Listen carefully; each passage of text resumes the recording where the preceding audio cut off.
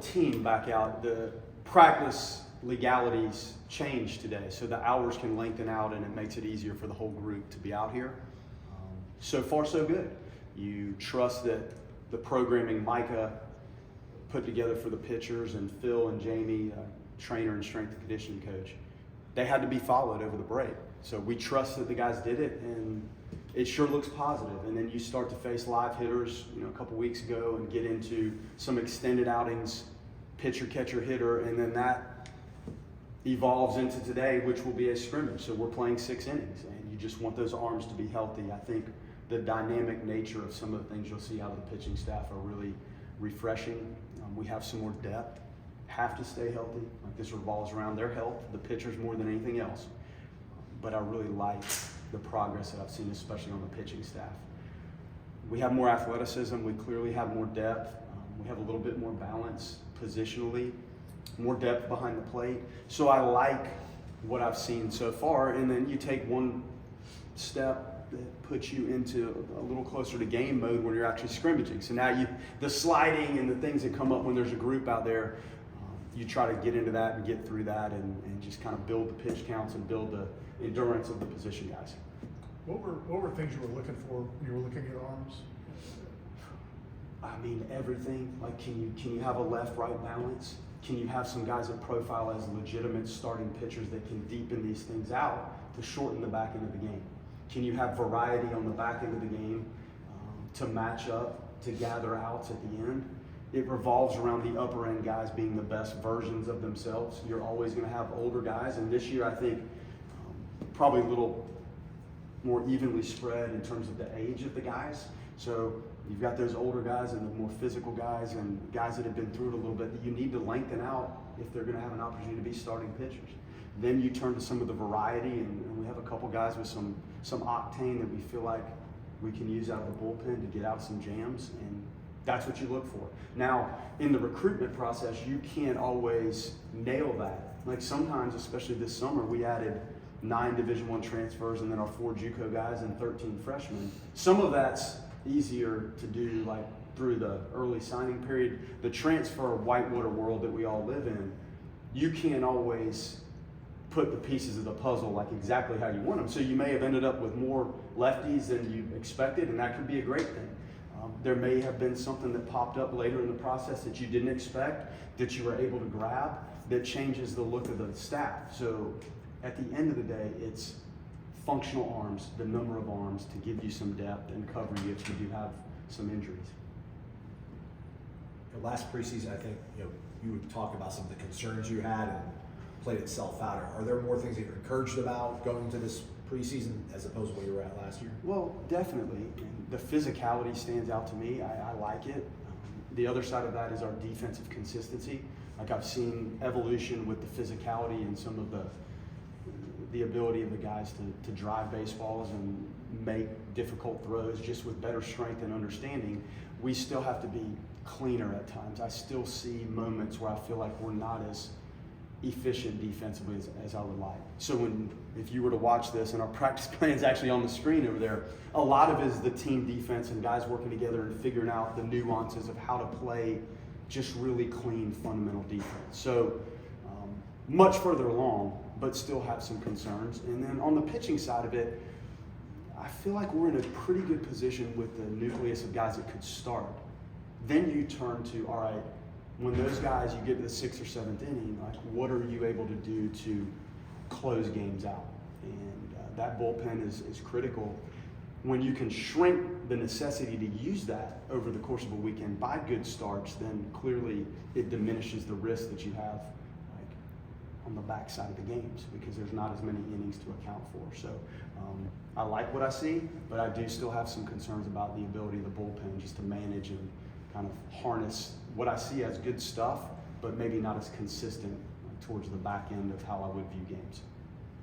How many, guys are in you're stretching out now, kind of in the starter conversation at this point, 3 weeks out, and when do you like to have that kind of shored up? Yeah, we're about 6 right now, 6 guys, and then I would give it probably this weekend and next, and then we have to make some decisions on what to do. Not ready yet, and you're talking 2 or 3 inning spurts, and for some of the guys that maybe had something going on at the end of the fall or in the offseason. Some of these guys are still making 1 inning stints. So eventually you may shorten it and let somebody get used to throwing like on a Friday, Sunday, or a Saturday, Tuesday to try to prepare them for what it feels like to bounce back when we get to the season. How beneficial was it to have a full offseason with a lot of these guys for the first time? Oh, huge, you know, and their desire to go play summer ball. You look at what some of the guys did in the Cape. Like, you can lift weights and do all the things that make you more athletic. There is a necessity to hone your in-game baseball skills, and I think Smith and Tibbs and Ferrer, and you could just go down the roster and look at the number of guys that log at-bats and innings in the summer. That's going to show up on the field today, and it'll show up on the field on February 16th. It's just a better understanding of self and a better understanding of the gamesmanship and what's going on around you as you compete. Obviously, you're trying to have the best talent possible, but how nice to have some local kids on the team as well this year. It's cool, and I think it should be that way. You know, our nucleus recruiting needs to start here, and then clearly you have to expand out. Like, it can't all happen in Leon County. Now, if there's good players in this area, they should be in our uniform, and I hope that we can continue that. And it's good to have Faroe and West back here. Dingy's from TCC, one of our catchers, here, and that's how it should start. And then you have to spread your wings and go out, and the transfer landscape like gives you an opportunity in the summer to grab and try to fill with some maturity and some experience. Those two guys would be good examples of that, and to try to slide in and complete the roster. How do you feel like the defense is developing specifically up the middle infield and in behind the plate? So much more depth behind the plate. Colton Vincent gave us absolutely everything he had last year and was really good. We have 4 or 5 guys now that could go back there and handle that position. Somebody's got to show us that they're taking big strides defensively, but that group, Brad has done a great job with that group, and it's a talented group. Like what you'll see out there today, pretty impressive from a receiving, blocking, throwing. They've gotten a lot better. Man, Faroe and Lodis and Fisher and Kamaka and Spencer Butt dove in the fall and hurt his shoulder. He's a good player, left-handed hitter.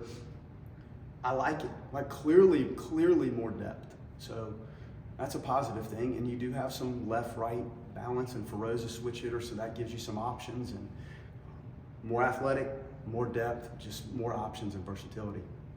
I'm sure you take pride in the fact that Rich and Chuck got head coaching jobs. But this is a very new-looking staff, and you've expanded it. And you should just talk about the staff a little bit, how it's coming together.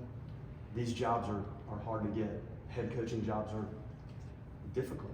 It's not easy. And those jobs align for Rich and Chuck perfectly. And I spoke to those ADs at length in terms of their capabilities and readiness to lead a team and run a program. And they're great. And they're in a position to be set for a long time. Good jobs.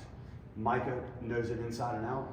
His ability to mesh the new modern day analytics and the grips and what we've done in the cage is phenomenal with the TVs and the mounted cameras and the TrackMan in the cage. He just blends that so well. And Rob Collison was with the Astros, so he's really good at pitch shaping and understanding how it works and what pitches probably play best for each guy with the technology. Micah's phenomenal. Ty, I've known Ty, Coach Ty. Ty was with me at Auburn, won the SEC West. Our languages are the same, like when you coach somebody and you coach with somebody. And he's gone on to shoot, I think he's signed players from 39 states. And you have to have national connections in the era we're in college baseball with the transfers and the junior college recruiting. So, man, those guys are phenomenal. Randy Burdett is on board now, and he helped with this room. This was done over Christmas break, which is phenomenal. And Mike Arp with Mad Dog, and Ben Zierden here, and Justin Jacobs on our staff. This is an amazing transformation of this room in a short period of time. So Randy helped with that over Christmas. To have those guys dive in and do the construction that time of year was great. And I'm going to just talk about this space we have for Coach Martin. This is the best there ever was to put on a uniform, and the number of wins, the way he carried himself. I saw Carol and Mike last week.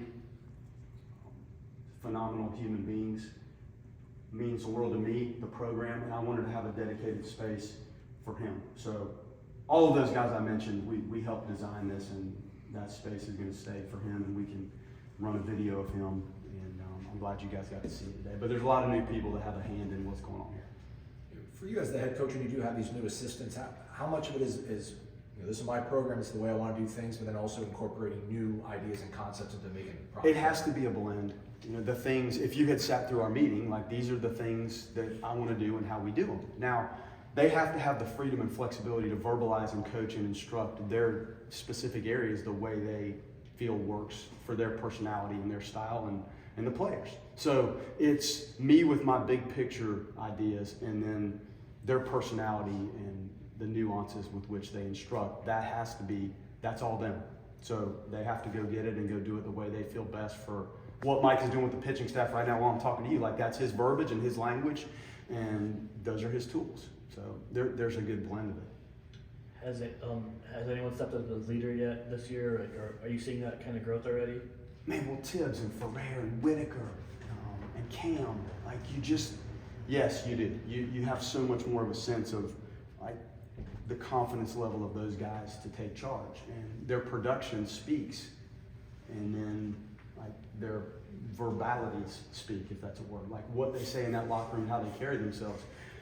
That means something, but you have to go out there on the field day in, day out and practice and perform, and you have to produce in games, and clearly those guys check all those boxes.